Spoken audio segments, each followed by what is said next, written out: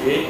Il va falloir, dans la partie analyse, il va falloir quand même expliquer ce qu'on a à condition de renforcer leurs compétences. Notre expérience montre que c'est tout à fait possible, puisqu'on a déjà travaillé dans une autre d'échange d'expériences, de tout un tas d'outils complémentaires qu'on va mettre en œuvre, justement, c'est des moments où on est en tête-à-tête, où on est en relation individuelle, sur des décisions importantes, on l'aurait déjà su depuis longtemps, mais ces phases en collectif vont permettre d'échanger sur des pratiques, sur donc des idées, des pistes, des solutions possibles, adaptées donc, au contexte et adaptées aux entreprises.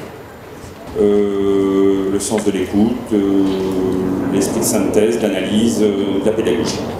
Ils peuvent être uniquement destinés à ça, comme la nôtre. C'est ce type de dispositif que nous avons choisi. Et c'est à ce moment-là que, par exemple, sur les bilans de campagne, c'est très très intéressant.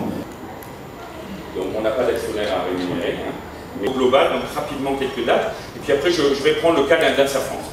Notre façon de raisonner son assolement, notre façon de raisonner son système, une capacité à anticiper, etc.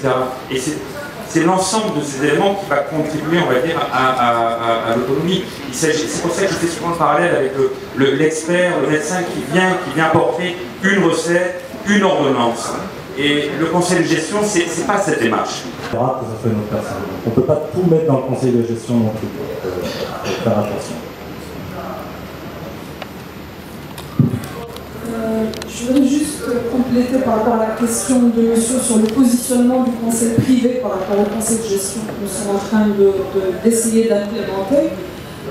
Déjà, donc la démarche aujourd'hui d'intégrer le conseil de gestion dans le dispositif global, donc elle part du fait que l'ONCA est investi dans la mise en place d'un conseil global et qui intègre toutes les filières et nécessairement donc, on doit avoir tous les aspects qui vont concerner l'exploitation agricole et donc la deuxième partie va expliquer le pourquoi et puis les pilotes que nous avons lancés pour pouvoir faire un déploiement donc aussi intelligent et efficace que possible.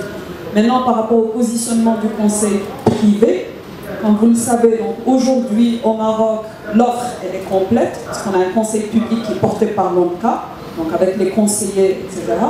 Et la loi 62/12 relative au conseil privé, elle est passée dans les deux chambres. Donc aujourd'hui, nous sommes dans la phase de préparation des textes d'application, etc. Et donc la relation du conseiller privé par rapport à l'exploitation, par rapport à une organisation, elle est régie par le DEC. Donc c'est un contrat qui va régir la relation entre un contractant et un contracté sur un cahier de charge, sur un ensemble de prestations. Bien entendu, l'État, elle est là pour jouer son rôle de régulateur, de contrôle. Et vous savez très bien que l'intervention également des conseillers agricoles privés, elle est régie par un ensemble d'agréments qui sont donnés par une commission nationale. Donc tous ces aspects, et partant du dispositif et de l'environnement global, parce qu'il n'y a pas que l'ONCA, il y a les chambres d'agriculture, il y a les organisations professionnelles, il y a un ensemble d'intervenants qui vont, avec qui on va travailler pour mettre en place un dispositif de gouvernance de manière à ce que toute cette dynamique se fasse en respectant les caractéristiques régionales et la couverture régionale du conseil agricole et du conseil de gestion et à garder une certaine harmonie et un certain professionnalisme dans la fonction de conseil agricole dans sa définition globale, y compris le conseil de gestion. On arrive à la fin de la première session, donc je m'en vais inviter à commenter, et puis on reprend dans un quart d'heure. فالندوة ديال هذه الصباحية هي ندوة تنديروها مع الشراكة مع يعني لا كوبيراسيون بلج فرونسيز حول تدبير الضيعات الفلاحية وإدخال استشارة الفلاحية في مجال تدبير الضيعات الفلاحية. وهذه الآلية كنشتغلوا عليها باش ندخلوها في المنظومة الشاملة ديال الاستشارة الفلاحية اللي هي داخله في صلب المهمة ديال المكتب الوطني للاستشارة الفلاحية، بحيث أن الهدف أننا نواكبوا